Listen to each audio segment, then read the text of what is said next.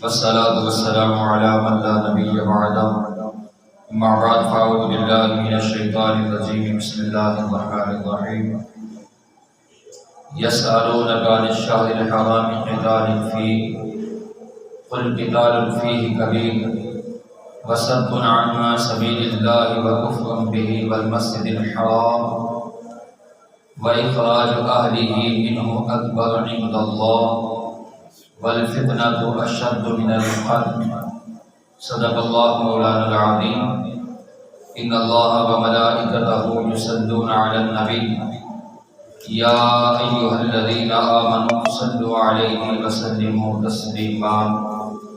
بابا سے بلندی بے پاک پڑھیں الصلاۃ والسلام علیک یا سیدی یا رسول اللہ وعلی آلک و اصحابک یا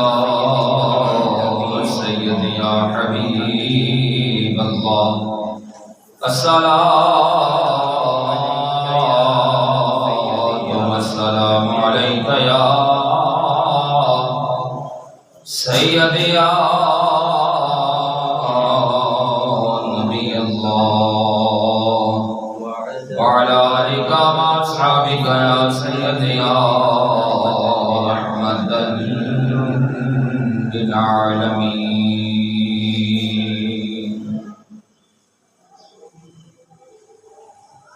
تمام حمدہ ثناء تعریف مسلم بھی کائنات کے لیے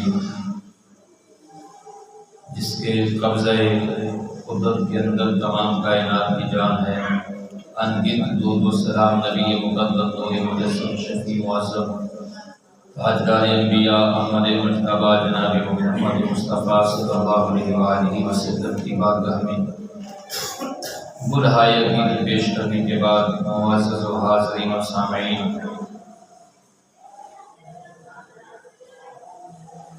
جتنے بھی بچے باہر ہیں وہ سب بچے اندر ہیں.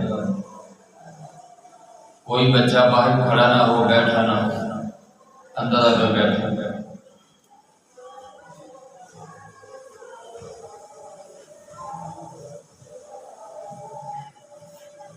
سامعین محترم، آپ جانتے ہیں کہ ہم جمعۃ المبارک کے خطبات میں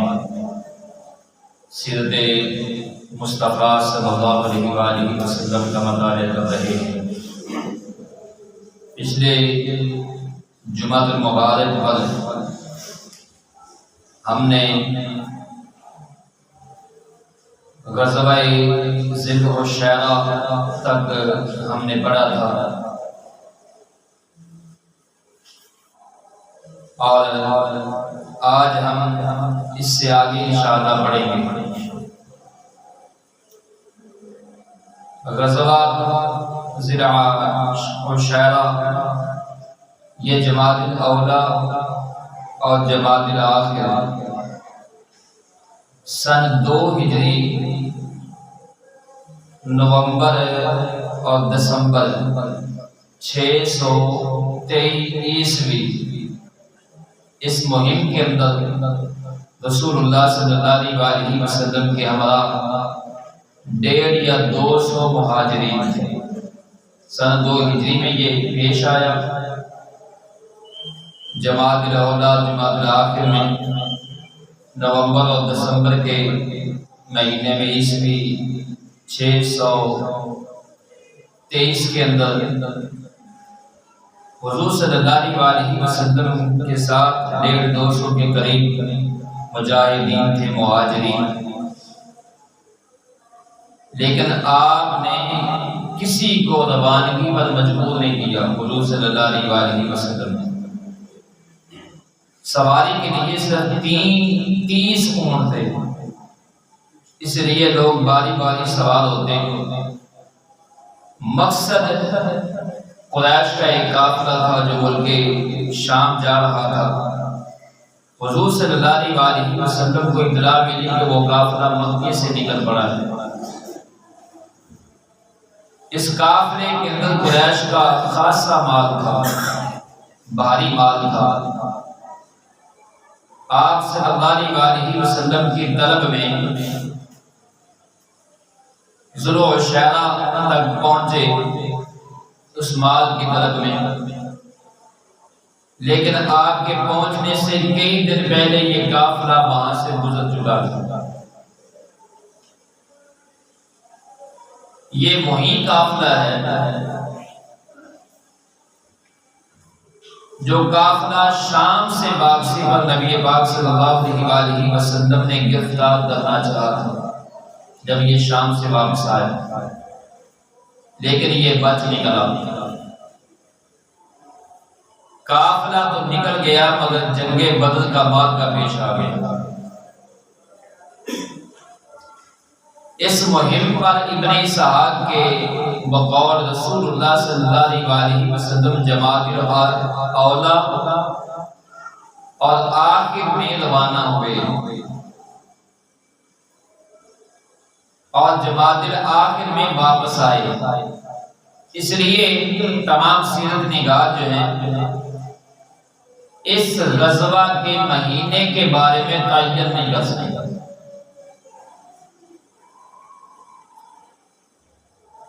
اس غزوہ کے اندر رسول اللہ صلی اللہ علیہ وسلم نے بنو مدرج اور ان کے حلیف بنو زمرہ سے عدم جنگ کا معاہدہ کیا تھا۔ ایام سفر میں مدینہ کی سربراہی کا کام حضرت ابو سلمہ بن عبد الاسد مخزومی رضی اللہ تعالیٰ عنہ نے انجام دیا۔ یہ بات ذہن میں رکھ لیں، میں دوبارہ اس بات کو دہرا دوں، پچھلے جمعۃ المبارک پر بھی میں نے چند صحابہ کے نام گنوائے تھے جن کو حضور صلی اللہ علیہ وسلم نے اپنی زندگی مبارکہ میں مدینے کی نیابت دی تھی، اور پچھلے جمعۃ المبارک پر 4 صحابہ کے نام میں نے گنوائے تھے، حضرت سعد بن عبادہ، حضرت سعد بن معاذ، حضرت زید بن حارث، حضرت ابو سلمہ بن عبد الاسد مخزومی، اور آگے نام اور بھی آئیں گے۔ تو یہ انشاءاللہ ان لوگوں کا رد ہے اور بہترین دلیل ہے کہ جو کہتے ہیں کہ حضور صلی اللہ علیہ وسلم نے اپنی زندگی میں حضرت علی کرم اللہ وجہ الکریم کو امیر بنایا تھا، تو اس لیے جن کو اپنی زندگی میں حضور نے امیر بنایا پہلے خلیفہ وہ تھے، تو میں کہتا ہوں کہ ان کے علاوہ بھی حضور صلی اللہ علیہ وسلم نے کئی صحابہ کو امیر بنایا، پھر ان کی خلافت کے بارے میں دوبارہ کیا گیا۔ تو ابو سلمہ بن عبد الاسد مخزومی رضی اللہ عنہ کو حضور صلی اللہ علیہ وسلم نے مدینے کی امانت سونپی، اور اس کے بعد سن 2 ہجری رجب کے مہینے میں جنوری کے اندر 624 عیسوی ایک سریہ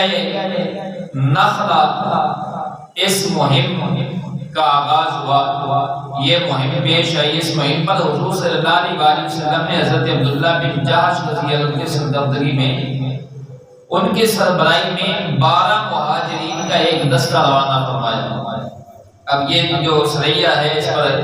یہ بڑا دلچسپ ہے، توجہ سے سنیے گا۔ ہر 2 آدمی کے لیے ایک اونٹ تھا جس پر وہ باری باری سوار ہوتے تھے۔ دستے کے امیر کو حضور صلی اللہ علیہ وسلم نے ایک تحریر لکھ کر دی تھی، اور ہدایت یہ فرمائی تھی کہ 2 دن کا سفر طے کرنے کے بعد اس تحریر کو دیکھنا ہے اور اس کو پڑھنا ہے، اس سے پہلے اس تحریر کو دیکھنا نہیں اور پڑھنا بھی نہیں۔ ان صحابہ نے جن کے امیر حضرت عبداللہ بن جحش رضی اللہ عنہ تھے، انہوں نے 2 دن کا سفر طے کرنے کے بعد حضرت عبداللہ نے تحریر دیکھی، تو اس کے اندر یہ لکھا تھا کہ جب تم میری یہ تحریر دیکھو تو آگے بڑھتے جاؤ یہاں تک کہ مکہ اور طائف کے درمیان نخلا میں اترو۔ اب 2 دن کے بعد 2 دن سفر کیا، 2 دن سفر کرنے کے بعد تحریر دیکھی، تحریر میں حضور کا ارشاد تھا کہ جب میری تحریر دیکھو تو آگے بڑھتے جانا، یہاں تک کہ نخلا پہنچ جاؤ، مکہ اور طائف کے درمیان، اور وہاں قریش کے ایک قافلے کی گھاٹ میں لگ جاؤ۔ قافلے کا آپ لوگوں نے ہمیں پتہ بتانا ہے اور ہمارے لیے اس کی خبر کا پتہ لاؤ۔ انہوں نے سمو عادات کرتے ہوئے اور اپنے رفقا کو اطلاع دیتے ہوئے فرمایا کہ میں کسی پر جبر نہیں کرتا۔ امیر نے کہا، حضرت عبداللہ بن جاش نے اپنے ساتھیوں سے کہا میں کسی پر جبر نہیں کرتا، رہی میری بات جس کو شہادت محبوب ہے وہ ساتھ چلے، وہ کھڑا ہو جائے، اور جسے موت سے ڈر آتا ہے وہ بیٹھ جائے، پیچھے چلا جائے۔ اور آپ نے فرمایا رہی میری بات تو میں تو برحال آگے جاؤں گا۔ اس پر سارے رفقا آپ کے ساتھی جو 12 صحابہ تھے وہ کھڑے ہو گئے اور انہوں نے منزل مقصود کی طرف سفر شروع کر دیا۔ راستے میں سعد بن ابی وقاص اور عتبہ بن غزوان رضی اللہ عنہ کا اونٹ جو ہے وہ گم ہو گیا اور وہ اس لیے پیچھے رہ گئے، دیر سے پہنچے۔ حضرت عبداللہ بن جاش نے طویل مسافت کے بعد نخلا میں نزول فرمایا، وہاں سے قریش کا ایک قافلہ گزرا، سامان تجارت کا۔ اس قافلہ کے اوپر سامان کیا تھا؟ کشمش تھی اور چمڑا تھا اور باقی سامان تجارت تھا۔ اب قافلے میں عبداللہ بن مغیرہ کے 2 بیٹے عثمان اور نوفل اور عمر بن حضرمی، حکیم بن کیسان اور مولا مغیرہ تھے۔ مسلمانوں نے آپس میں مشورہ کیا کہ ہمیں کیا کرنا چاہیے کہ آج احرام مہینوں میں رجب کا مہینہ ہے، اس کی آخری تاریخ ہے۔ یہ 4 مہینے ہیں احرام کے 4 مہینے ہیں جن مہینوں کے اندر دور جاہلیت میں بھی جنگ کرنا حرام تھی۔ تو رجب کا مہینہ تھا اور رجب کی آخری تاریخ تھی۔ صحابہ نے آپس میں مشورہ کیا کہ اگر ہم ان پر حملہ کرتے ہیں تو رجب کا مہینہ ہے، احرام کا مہینہ ہے، حرمت والا مہینہ ہے، اگر ہم ان پر حملہ نہیں کرتے تو یہ اس کے بعد یہ مکہ میں داخل ہو جائیں گے، حرم میں داخل ہو جائیں گے، تو حرم کے اندر جنگ کرنا ویسے حلال نہیں ہے، تو کیا کیا جائے؟ مشاورت کرنے کے بعد یہ طے پایا کہ حملہ کر دیا جائے۔ ایک شخص نے عمر بن حضرمی کو تیر مارا اور اس کا کام تمام ہو گیا۔ باقی لوگوں نے عثمان اور حکیم کو گرفتار کر لیا۔ نوفل بھاگ نکلا، اس کے بعد یہ لوگ دونوں قیدیوں کو اور سامان قافلہ کو لے کر حضور صلی اللہ علیہ وسلم کی بارگاہ میں حاضر ہو گئے۔ اب جب یہ قافلہ حضور کی بارگاہ میں پہنچا تو نبی پاک صلی اللہ علیہ وسلم نے فرمایا کہ میں نے تمہیں کب کہا تھا کہ حرمت والے مہینے میں جنگ کرنی؟ حضور صلی اللہ علیہ وسلم نے کچھ ناراضگی کا اظہار فرمایا اور ادھر جو قریش مکہ تھے ان کو پراپوگنڈا کرنے کا موقع مل گیا۔ انہوں نے شور مچا دیا، پراپوگنڈا کیا، دیکھو یہ مسلمان ہیں، حرمت والے مہینے کو ان کا احترام نہیں ہے، حرمت والے مہینے کے اندر انہوں نے آدمی کو قتل کر دیا ہے اور انہوں نے جنگ کی ہے۔ جب یہ صحابہ کے خلاف پراپوگنڈا ہونے لگا، شور ہوا، قریش مکہ نے شور کیا، تو اب رب العالمین نے جبرائیل امین کو قرآن دے کر بھیجا۔ جبرائیل امین اب قرآن لے کر آئے۔ رب العالمین نے فرمایا یسألونک عن الشہر الحرام قتال فیہ قل قتال فیہ کبیر وصد عن سبیل اللہ وکفر بہ والمسجد الحرام وإخراج آلہ من اکبر عند اللہ والفتنة اکبر من القتل۔ اے حبیب صلی اللہ علیہ وآلہ وسلم، لوگ آپ سے حرام مہینے میں قتال کے متعلق پوچھتے ہیں، یعنی حرمت والے مہینے میں قتال کے متعلق دریافت کرتے ہیں، ان سے کہہ دو اس میں جنگ کرنا بڑا گناہ ہے۔ حرمت والے مہینے میں جنگ کرنا بڑا گناہ ہے، اور اللہ کی راہ سے روکنا، اللہ کے ساتھ کفر کرنا، مسجد حرام سے روکنا، اس کے باشندوں کو وہاں سے نکالنا، یہ اس سے بڑا گناہ ہے، یہ اس سے بھی بڑا گناہ ہے۔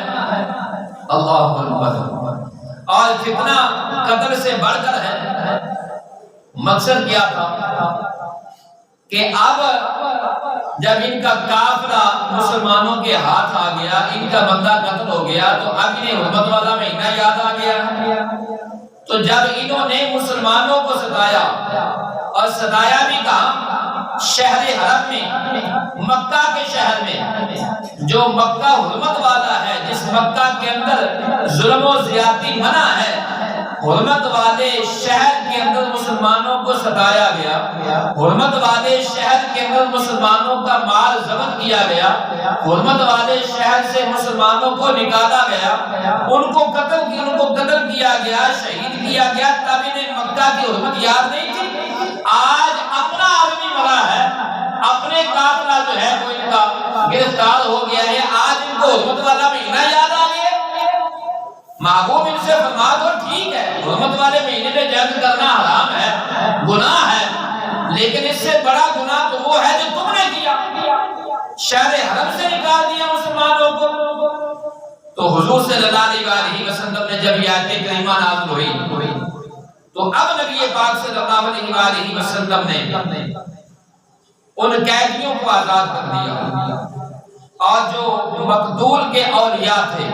مقتول کے وارث تھے، جن کا قتل ہو گیا تھا آدمی، حضور صلی اللہ علیہ وسلم نے ان کو خون بہا دے دیا، خون کی قیمت دے دی۔ یہ ہے وہ جنگ بدر سے پہلے کے ذریعے مال کے اور غزوات، ان کے اندر کسی بھی قسم کی لوٹ مار نہیں ہوئی، قتل و غارت نہیں ہوئی، اور قتل و غارت کی نوبت بھی نہیں آئی۔ مگر اس کے بعد مسلمان، اللہ رب العزت نے حضرت عبداللہ بن جاش کے سریہ کے بعد شعبان المعظم میں ان پر جنگ فرض کراتے تھے مسلمانوں پر، اور اس سلسلے میں کئی آیات رب العالمین نے نازل فرمائی۔ یہ جو غزوہ ہوگا، سریہ ہوگا عبداللہ بن جاش کا، جس کے اندر ایک آدمی قتل ہو گیا نخلا کے مقام پر، اور اس کے بعد رب العالمین نے مسلمانوں پر جنگ فرض کر دی، اور ارشاد فرمایا رب العالمین نے وقاتلوا فی سبیل اللہ الذین یقاتلونکم ولا تعتدوا ان اللہ لا يحب المعتدین واقتلوهم حیث ثقفتموهم واخرجوهم من حیث اخرجوکم والفتنة اشد من القتل ولا تقاتلوهم عند المسجد الحرام حتى يقاتلوكم فيه فإن قاتلوكم فاقتلوهم كذلك جزاء الكافرين فإن انتهوا فإن الله غفور رحيم وقاتلوهم حتى لا تكون فتنة ويكون الدين لله فإن انتهوا فلا عدوان إلا على الظالمين۔ رب العالمین نے فرمایا اللہ کی راہ میں ان سے جنگ کرو جو تم سے جنگ کرتے ہیں۔ اب یہاں جنگ کا حکم آ گیا، قتل کا، قتال کا حکم آ گیا، مسلمانوں پر جنگ فرض ہو گئی۔ فرمایا رب العالمین نے اللہ کی راہ میں قتل کرو ان کو، ان سے جنگ کرو جو تم سے جنگ کرتے ہیں، اور حد سے آگے نہ بڑھو، یقیناً اللہ حد سے آگے بڑھنے والوں کو پسند نہیں کرتا، اور انہیں جہاں پاؤ، کفار کے بارے میں حکم ہے، انہیں جہاں پاؤ ان کو قتل کرو، اور جہاں سے انہوں نے تمہیں نکالا ہے اب وہاں سے ان کو تم نکال دو، یعنی شہر مکہ سے اب ان کو نکالنے کا حکم آ گیا ہے، تم بھی ان کو وہاں سے نکال دو، اور فتنہ قتل سے زیادہ سخت ہے، اور ان سے مسجد حرام کے پاس قتال نہ کرو یہاں تک کہ وہ تم سے مسجد حرام میں قتال کریں۔ بس اگر وہ قتال کریں تو تم وہاں بھی انہیں قتل کر دو۔ رب العالمین نے مسلمانوں کو فرمایا کہ مسجد حرام کے اندر قتال نہیں کرنا، مگر اگر کافر تم سے قتال کریں، کافر تم سے جنگ چھیڑ دیں تو پھر مسجد حرام کے اندر بھی ان کو قتل کر دینا اگر وہ چھیڑ دیں۔ رب العالمین نے فرمایا کافروں کی جزا یعنی کافروں کی سزا ایسی ہی ہے، بس اگر وہ باز آ جائیں تو بے شک اللہ غفور رحیم ہے، یعنی اگر وہ کلمہ پڑھ لیں تو اللہ گناہوں کو معاف فرمانے والا ہے، اللہ ان کے گناہوں کو معاف فرما دے گا۔ اور ان سے لڑائی کرو یہاں تک کہ فتنہ ختم ہو جائے، فتنہ نہ رہے، یعنی کافر مٹ جائیں، ان کے ساتھ ایسے جنگ کرو اور دین اللہ کے لیے ہو جائے، صرف اللہ کا دین باقی رہ جائے۔ بس اگر وہ باز آ جائیں تو کوئی تعدی نہیں ہے مگر ظالموں پر ہی۔ رب العالمین نے فرمایا اگر وہ مڑ جائیں، اگر وہ باز آ جائیں تو اب ان پر کوئی بات پوچھ نہیں ہوگی، اگر وہ کلمہ پڑھنے توبہ کرنے اللہ انہیں معاف فرما دے گا۔ دوسرے مقام پر رب العالمین نے فرمایا، میں ترجمہ آپ احباب کی گوشت گواز کر گزار کر رہا ہوں، فرمایا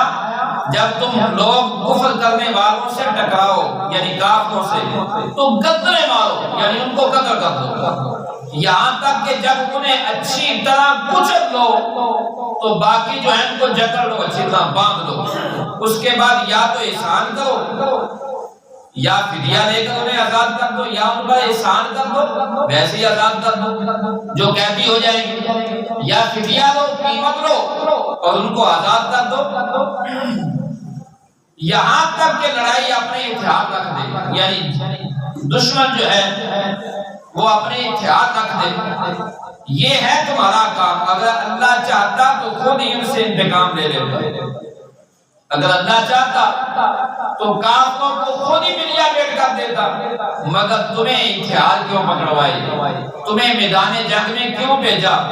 رب العالمین فرمایا تم میں سے بعض کو بعض کے ذریعے اللہ آزمانا چاہتا ہے، جیسے آج مسلمانوں کو اللہ آزما رہا ہے۔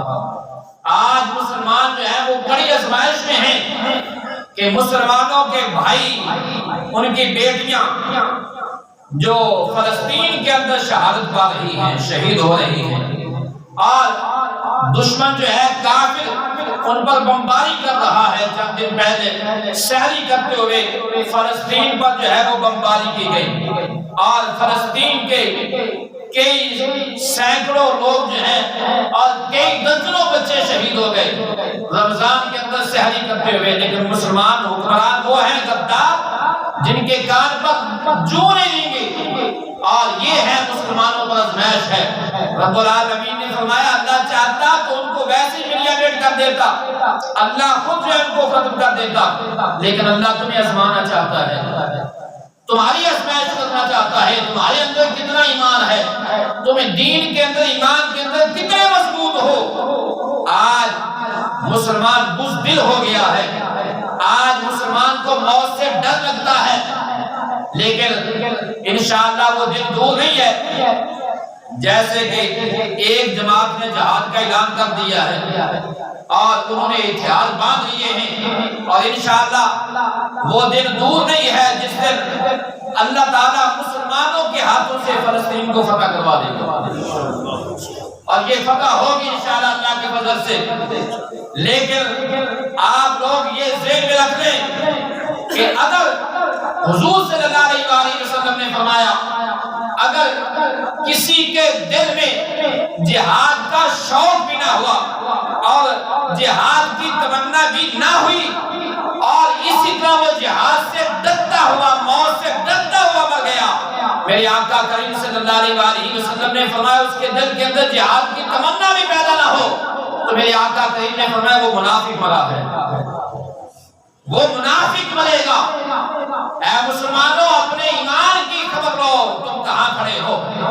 رب العالمین نے فرمایا صحابہ کو کہ حبیب صلی اللہ علیہ وسلم ان سے فرما دو اللہ چاہے تو ایک آن میں ان کو ختم کر دے، مگر اللہ تمہیں آزمانا چاہتا ہے، اللہ تمہیں آزماتا ہے۔ تمہارے اندر ایمان کی کتنی جو ہے وہ طاقت ہے. اور دوسرے مقام پر رب العالمین نے فرمایا فَإِذَا أُنزِلَتْ سُورَةٌ مُحْكَمَةٌ وَذُكِرَ فِيهَا الْقِتَالُ رَأَيْتَ الَّذِينَ فِي قُلُوبِهِم مَّرَضٌ يَنظُرُونَ إِلَيْكَ نَظْرَ الْمَغْشِيِّ عَلَيْهِ مِنَ الْمَوْتِ. تو جب کوئی محکم سورت نازل ہوتی ہے اور اس میں قتال کا ذکر ہوتا ہے تو تم دیکھتے ہو کہ جن لوگوں کے دلوں کے اندر بیماری ہے وہ تمہاری طرف اس طرح دیکھتے ہیں جیسے وہ شخص دیکھتا ہے جس پر موت کی غشی تاری ہو رہی ہو، جس پر موت کی غشی تاری ہو، موت کی جو ہے وہ زندگی کی کشمکش میں ہو. وہ آدمی کی آنکھوں پر غور کرنا، جب وہ دیکھتا ہے تو ایسے دیکھتا ہے جیسے کوئی جانور ڈرا ہو، کوئی شخص ڈرا ہو، کوئی بچہ ڈرا ہو، اور ڈر کے مارے وہ دیکھ رہا ہوتا ہے. جس انسان پر موت طاری ہو رہی ہوتی ہے وہ اس کی آنکھیں جو ہیں وہ ایسے ہوتی ہیں جیسے ڈر کے مارے پتہ نہیں کتنی بڑی بلا سے اسے ڈر لگ رہا ہے. رب العالمین نے فرمایا محبوب صلی اللہ علیہ وسلم اللہ نے جب مسلمانوں پر جنگ فرض کر دی ہے تمہارے اندر کچھ لوگ ایسے ہیں جب انہیں جنگ کا حکم ملتا ہے تو ایسے دیکھتے ہیں جیسے وہ دیکھتا ہے جس پر موت کی غشی ہو. اور یہ کون دیکھتے ہیں؟ یہ وہ ہیں مرض ينظرون إليك جن کے دلوں کے اندر بیماری ہے، جن کے دل بیمار ہیں، جو ڈرپوک ہیں. آہا موت آ گئی، بچوں کا کیا بنے گا؟ مر گئے اے بچے یتیم ہو جائیں گے، مر گئے پچھلے کا کی بنے گا. تو میں نے کہا جب تم نہیں تھے تو پھر ان کا کیا بنتا؟ تم ہو تو کیا کر رہے ہو؟ یہ جو کھا رہے ہیں، پی رہے ہیں، زندگی گزار رہے ہیں، جو اللہ کا دیا ہوا ہے سب کچھ، تم نے کیا کیا؟ تو مسلمانوں آج سے پیچھے جائیں تو مسلمان وہ ہوتا تھا جو دن کا مجاہد ہوتا تھا، رات کا زاہد ہوتا تھا. دن کو مجاہد نظر آتا تھا، رات کا زاہد تھا، رات کا عبادت گزار تھا. آج ہمارے شب و روز کیسے گزرتے ہیں؟ دن ہو رات ہو، کچھ کے دن سو کر نیند میں گزرتے ہیں، رات بازاروں میں گزرتے ہیں، کچھ کے رات بستر پر گزرتے ہیں، اور دن جو ہے سارا دن شراب اور نشے کے دھت میں ہوتے ہیں، نشے کے اندر گزرتے ہیں. تو یہ مسلمانوں کا وتیرہ نہیں ہے. تو حضور صلی اللہ علیہ وسلم نے فرمایا اپنے غلاموں کو خبر دے دیں. حقیقت یہ ہے کہ جنگ کی فرضیت اور ترغیب اور اس کی تیاری کا حکم نازل ہو گیا. حضور صلی اللہ علیہ وسلم نے اب صحابہ کی تیاری کروائی، اور یہی جو یہ وجہ تھی کہ جس وجہ سے غزوہ بدر پیش آیا. حضور صلی اللہ علیہ وسلم صحابہ کو لے کر نکلے اسی قافلے کے لیے جس قافلے کے بارے میں ہم نے پیچھے پڑھا ہے کہ یہ قافلہ ذوالشیرہ جو ہے اس کے لیے جب حضور صلی اللہ علیہ وسلم نکلے تھے تو وہ قافلہ اطلاع ملی تھی مکہ سے چل پڑا ہے، لیکن جب حضور صلی اللہ علیہ وسلم پہنچے تو مکہ وہ قافلہ کئی دن پہلے وہاں سے گزر چکا تھا. یہی قافلہ جب شام سے واپس آ رہا تھا جس کی کمان ابو سفیان کے ہاتھ میں تھی، اور ابو سفیان جو ہے وہ بڑا چلاک اور ہوشیار اور مکار آدمی تھا، اس پورے قافلے کی کمان اس کے ہاتھ میں تھی. اور یہ قافلہ بھاری تجارتی سامان لے کر شام سے واپس آ رہا تھا مکہ کی طرف. حضور صلی اللہ علیہ وسلم کو اطلاع ملی، نبی پاک صلی اللہ علیہ وسلم نے مدینہ کے اندر اپنے غلاموں کو خبر دی اور فرمایا نکلو اس قافلے کے لیے اور اس کا راستہ روکو. اب حضور صلی اللہ علیہ وسلم جب مدینہ سے نکلے اس قافلہ کے لیے تو نبی پاک صلی اللہ علیہ وسلم نے کسی صحابی کو مجبور نہیں کیا، باقاعدہ مجبور نہیں کیا، صرف ترغیب دی. اور صحابہ نکلے تو صحابہ صرف نکل رہے تھے قافلہ روکنے کے لیے، لیکن صحابہ کو یہ تو پتہ ہی نہیں تھا کہ جنگ کا موقع بھی بن جائے گا. صحابہ نہتے نکلے، سواریاں پاس سے 2 گھوڑے تھے، 70 اونٹ تھے اور تعداد تقریباً 313 14 یا 16 بھی آتی ہے۔ 313 کی روایت مشہور ہے اور صحابہ باری باری ایک اونٹ پر 3 آدمی باری باری سوار ہوتے اور سفر کرتے۔ حضور صلی اللہ علیہ وسلم کے ساتھ ایک حضرت علی کرم اللہ وجہ الکریم اور ایک اور صحابی جن کے ساتھ حضور صلی اللہ علیہ وسلم کی باری تھی، ایک اونٹ پر باری باری سوار ہوتے۔ یہ جب قافلہ یہ مجاہد مدینہ سے باہر نکلے، حضور صلی اللہ علیہ وسلم نے وہاں صحابہ سے مشورہ کیا۔ اب یہاں مشورہ ہو رہا ہے،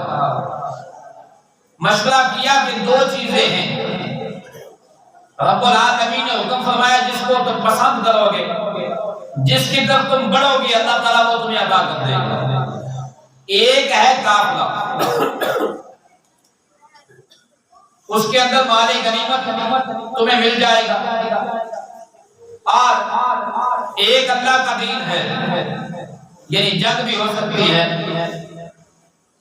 تو صحابہ جو ہے وہ نکلے، حضور صلی اللہ علیہ وسلم سے صحابہ نے عرض کی، یا رسول اللہ صلی اللہ علیہ وسلم جیسے آپ کی مرضی ہو، جیسے آپ کا حکم ہو، ہم تیار ہیں، ہم کھڑے ہیں۔ اور اس قافلے کے اندر، ان مہاجرین کے اندر یہ بھی ذہن میں رکھیں کہ کم و بیش ملا کر جو ہے 82 یا 83 یا 86 مہاجر تھے، اور بقیہ انصار میں سے تھے، انصاری صحابہ تھے، یعنی جو مدینے کے رہنے والے تھے۔ انصاری سے مراد انصاری برادری نہیں ہے، انصاری سے مراد مدینے کے مقیم ہیں۔ مہاجر وہ ہیں جو مکہ سے ہجرت کر کے آئے تھے۔ تو 82 مہاجرین تھے اور باقی جو ہے وہ انصار تھے، اور انصار میں سے 2 قبیلے ہیں، ایک قبیلہ اوس ہے اور ایک قبیلہ خزرج ہے۔ تو 61 قبیلہ اوس سے تھے اور 80 قبیلہ خزرج سے۔ اس لشکر نے غزوے کا نہ کوئی خاص اہتمام کیا اور نہ مکمل تیاری، چنانچہ پورے لشکر کے اندر، جیسے میں نے پہلے عرض کر دیا، 2 گھوڑے تھے، 70 اونٹ تھے، اور حضور صلی اللہ علیہ وسلم کے ساتھ جو 2 صحابہ ایک سواری پر منتخب تھے، وہ حضرت علی، حضرت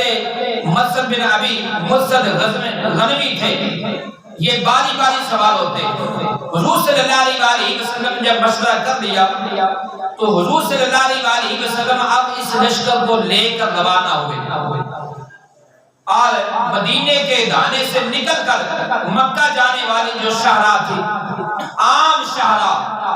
حضور صلی اللہ علیہ وسلم بیر روحہ تک تشریف لے گئے۔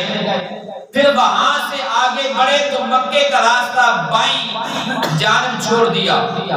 اور دائیں جانب کترا کر چلے نازیہ پہنچے، اور منزل مقصود حضور صلی اللہ علیہ وسلم کی بدر تھی۔ نبی پاک صلی اللہ علیہ وسلم ایک گوشے سے گزر کر وادی رمکان پار کی، یہ نازیہ اور دلہ صفرا کے درمیان ایک وادی ہے۔ اس وادی کے بعد دلہ صفرا سے میرے کریم آقا صلی اللہ علیہ وسلم گزرے، پھر دلہ سے اتر کر وادی صفرا کے قریب جا پہنچے، اور وہاں سے قبیلہ جہنیہ کے 2 آدمیوں یعنی بسیس بن عمر اور عدی بن ابی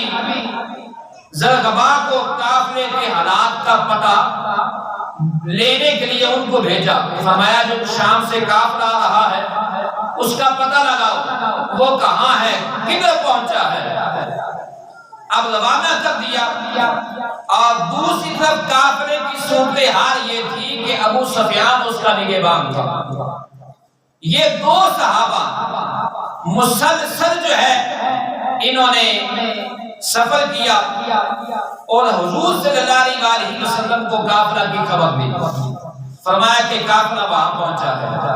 حضور صلی اللہ علیہ وسلم جب قافلہ کو روکنے کے لیے وہاں پہنچے تو ابو سفیان بہت چلاک تھا، اس نے ایک آدمی زمزم آدمی کو مکہ روانہ کر دیا اور کہا کہ تیزی سے مکہ پہنچے اور مکہ والوں کو جا کر اطلاع دے کہ اپنے قافلے کی حفاظت کرو۔ اب دور جاہلیت کے رواج کے مطابق وہ آدمی زمزم آدمی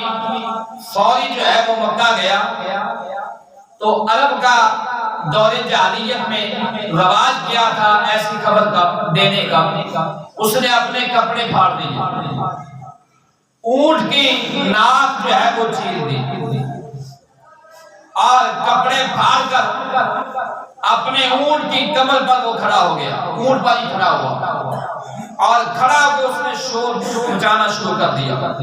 کہنے لگا او قریش مکہ، او قریشیو تمہارا قافلہ وہ تمہارا مال جو ابو سفیان کے ہمراہ ہے اس پر محمد صلی اللہ علیہ وآلہ وسلم اور اس کے ساتھیوں نے دعویٰ بول دیا ہے اور مجھے یقین نہیں کہ تم اسے پا سکو گے، لہذا اپنے قافلے کی مدد کے لیے نکلو۔ اب تمام قریش مکے کے اندر ایک ایسا شور ہوا، تمام قریش مکہ نکلا اور مکہ والوں نے کہا کہ یہ محمد صلی اللہ علیہ وآلہ وسلم اور اس کے ساتھیوں نے یہ سمجھا ہے کہ یہ فلاں کا قافلہ ہے جسے انہوں نے پکڑ لیا تھا، نہیں ہم ایسا نہیں ہونے دیں گے، آج ہم اینٹ سے اینٹ بجا دیں گے اور مدینہ کے اندر ان کے گھر میں گھس کر ان کو ماریں گے اور ان کو پتہ چل جائے گا کہ قریش مکہ کے قافلے کا راستہ کیسے روکتے ہیں۔ تمام قریش مکہ رئیسان مکہ نکلے اور جو خود نہیں نکل سکتے تھے انہوں نے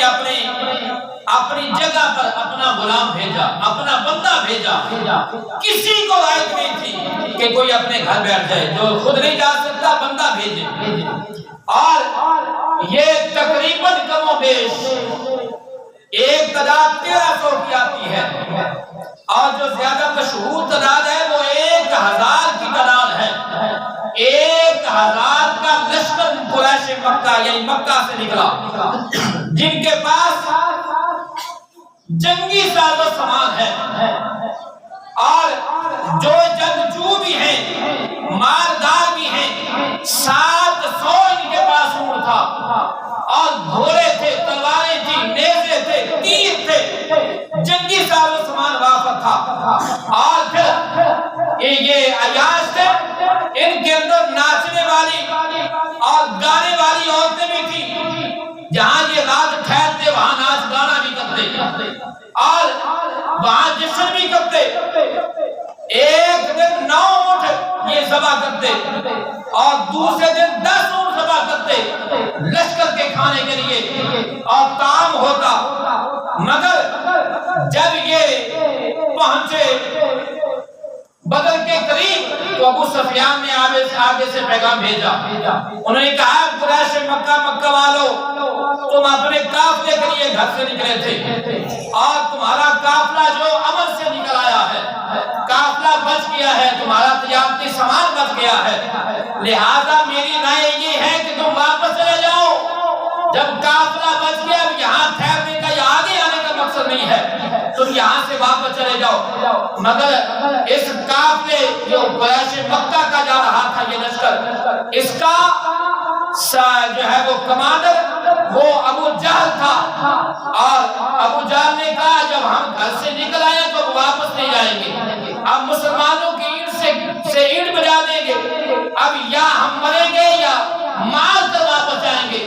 اب یہ بدر کے میدان پر پہنچے، ادھر حضور صلی اللہ علیہ وآلہ وسلم کو بھی خبر مل گئی کہ قریش مکہ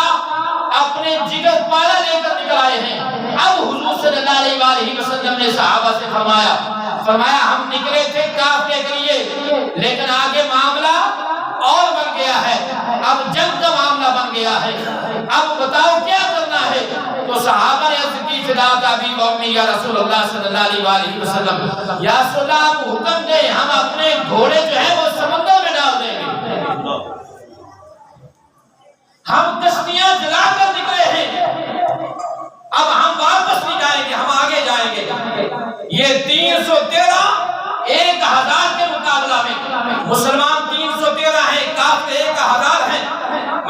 العالمین نے فرمایا حضور محبوب صلی اللہ علیہ وسلم آپ ان کو لے کر نکلے، اور ہوا کیا، اختصار کے ساتھ عرض کرتا ہوں، قریش مکہ مسلمانوں سے پہلے میدان بدر میں پہنچے، اور وہاں آ کر انہوں نے وہاں جگہ اس جگہ پر ڈیرے اپنے خیمے لگائے، اپنے کیمپ لگائے، جو جگہ مضبوط تھی، پکی جگہ تھی،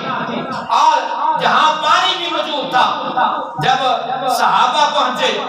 اور یہ 16 رمضان مبارک کو وہاں بدر میں پہنچے ہیں، جب وہاں پہنچے روزے کی حالت میں بھی ہیں اور سارا دن کی تھکاوٹ بھی ہے، پیدل سفر کیے ہیں، اور یہ 23 دنوں کا سفر ہے، ایک دن کا نہیں ہے، سینکڑوں میل دور کا سفر تھا وہ۔ جب مسلمان وہاں پہنچے، رات کا وقت ہے، تو مسلمانوں کو جو جگہ ملی وہ ریتلی جگہ تھی، پاؤں دھنستے تھے، وہاں پانی نہیں تھا، اور رات کا وقت ہے۔ حضور صلی اللہ علیہ وسلم نے اپنے غلاموں سے فرمایا یہاں خیمے لگا دو، خیمے لگ گئے، اور رات جب ہوئی صحابہ کہتے ہیں اللہ رب العزت نے رات کو بارش نازل فرما دی، رات کو بارش ہوئی، اور وہ جو ریتلی زمین تھی جہاں پاؤں جمتے نہیں تھے، بارش کی وجہ سے وہ ریت جم گئی، اب وہاں پاؤں پھسلتے نہیں تھے، اور صحابہ نے چھوٹے چھوٹے گڑھے بنا کر پانی جمع کر لیا، اور صحابہ کہتے ہیں جنگ کا میدان ہے، رب کعبہ کی قسم ہے ہمیں اس قدر جو ہے وہ کبھی نیند نہیں آئی جیسے ہم میدان بدر میں لاش ہوئے۔ صبح جب صحابہ اٹھے، جن صحابہ نے غسل کرنا تھا غسل کیا، وضو کیا، اور اب حضور صلی اللہ علیہ وسلم نے صحابہ کی صفیں درست فرمائی۔ ادھر صحابہ کی جب ان مجاہدین کے صفیں درست ہوئی، ایک صحابی سب سے آگے تھا، اور حضور صلی اللہ علیہ وسلم کے ہاتھ میں ایک سوٹی تھی، چھڑی تھی، نبی پاک صلی اللہ علیہ وسلم نے اس کی پیٹ پر چھڑی مار کر فرمایا صف سیدھی کرو، صف کے اندر ہو جاؤ۔ آپ حضور صلی اللہ علیہ وسلم صف سیدھی کروا رہے ہیں،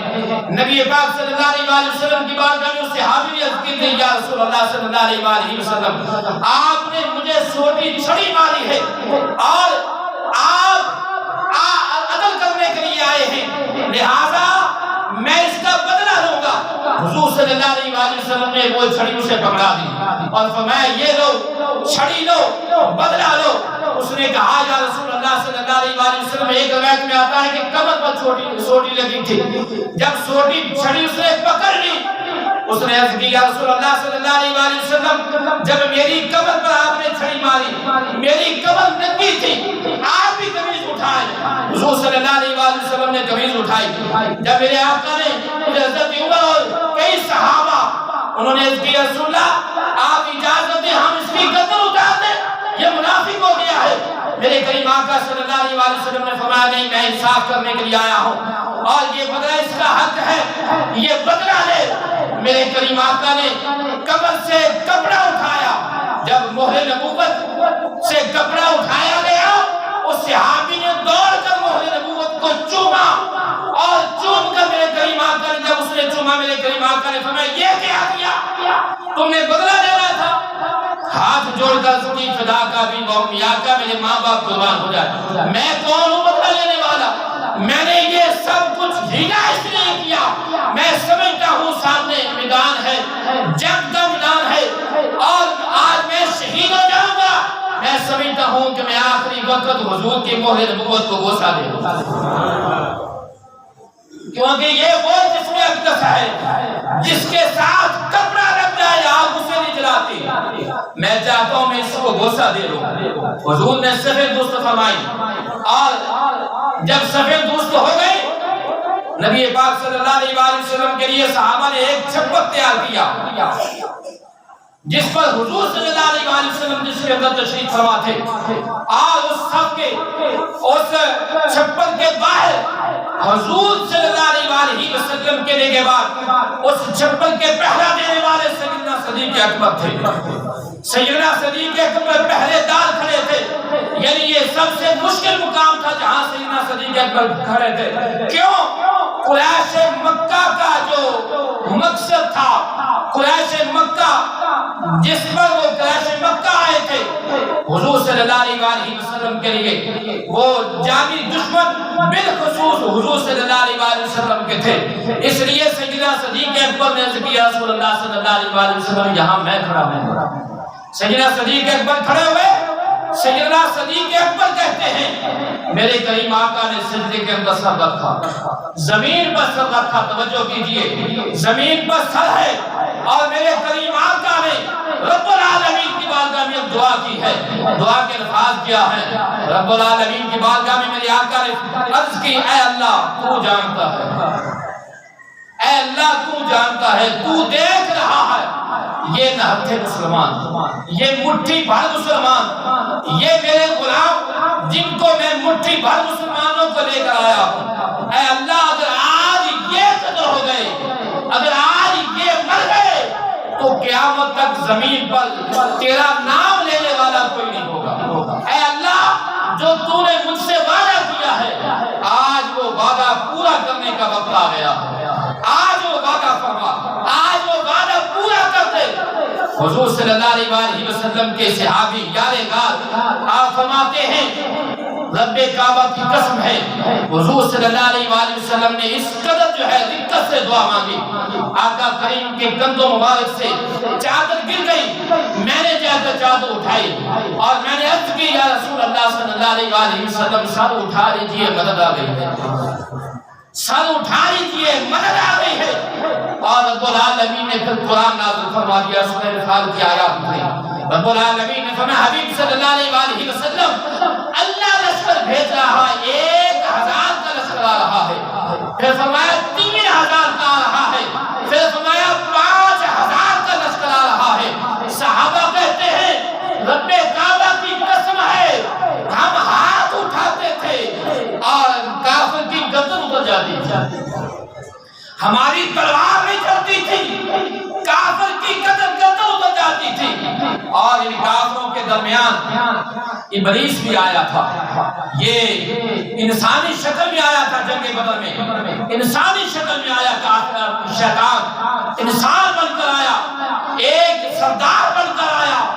جب اس نے دیکھا آسمانوں سے فرشتے اترتے ہوئے، جب شیطان نے دیکھا، وہ کافر کو نہیں دیکھ سکتے تھے، شیطان کو نظر آ رہا تھا، شیطان نے فرشتوں کو دیکھا،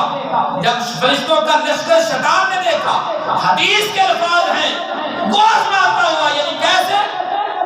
ہوا خارج کرتا ہوا بھاگا، شیطان کی ہوا نکل گئی اور میدان سے بھاگا۔ ابو جہل نے آواز دے کر بلایا او فلاں کدھر جا رہے ہو؟ شیطان نے کہا تم ٹھہرو، جو میں دیکھ رہا ہوں تم نہیں دیکھ رہے، جو میں دیکھ رہا ہوں تم نہیں دیکھ رہے، تم صرف 313 کو دیکھتے ہو، مجھے وہ 1000 کا لشکر بھی نظر آ رہا۔ اور صحابہ کہتے ہیں رب کعبہ کی قسم ہے ہم نے گھوڑوں کی ٹاپوں کی آواز سنی، ہم نے گھوڑوں کے چلنے کی آواز سنی، اور ہمیں سمجھ نہیں آتی تھی، اور بلکہ ابو جہل کہتا ہے، ابو جہل جنگ بدر میں قتل بھی ہو گیا تھا، یہ واصل جہنم ہوا، اور ان کو 2 بچوں نے واصل جہنم کر دیا تھا، اور ابو جہل خود کہتا ہمیں سمجھ نہیں آتی تھی یہ 313 ہمیں شکست کیسے دے۔ اور اس جنگ بدر کے دن کو رب العالمین نے فرقان کا دن کہا، اس دن نے مسلمانوں اور کافروں کے درمیان فرق کر دیا تھا، کفر اور اسلام کے درمیان فرق کر دیا تھا۔ یہ تھے وہ صحابہ آج جن کا اللہ پر توکل تھا، ہتھیاروں پر نہیں، تیروں پر نہیں، تلواروں۔ تمہارے پاس مسائل بھی ہیں، آج تمہارے پاس ایٹمی طاقت بھی ہے، آج تمہارے پاس سب کچھ ہے، لیکن موت سے ڈر کیوں آتا ہے؟ اگر تم موت سے ڈرتے ہو، یہ جو عوام ہے مسلمان، اس عوام کو اختیار دے دو، فلسطین یہ خود آزاد کروا دے گا، یہ عوام خود فلسطین جو ہے آزاد کروا دے گی، تم جو ہے وہ ان کو آزادی تو دے دو۔ تمہیں اگر ڈر لگتا ہے، اگر تمہیں موت سے ڈر لگتا ہے، اور یہ ایٹم بم اور یہ ایٹمی طاقت اور یہ مزائل اگر اس وقت مسلمانوں کے کام نہیں آنے تو انہیں جلا دو، انہیں ختم کر دو۔ جو مسلمان کی عزت، مسلمان کی جان اور مسلمان کے مال کے تحفظ کے لیے کام نہ آ سکے، ان ایٹموں کو کیا کرنا ہے مسلمانوں نے، ان مزائلوں کو مسلمانوں نے کیا کرنا ہے، یہ تمہاری قبر میں لے جائیں گے۔ اور انشاءاللہ ہمارا ایمان ہے، ہمارا ایمان ہے اللہ تعالیٰ ایک مرتبہ پھر جو ہے محمد بن قاسم جیسے مجاہد کو بھیجے۔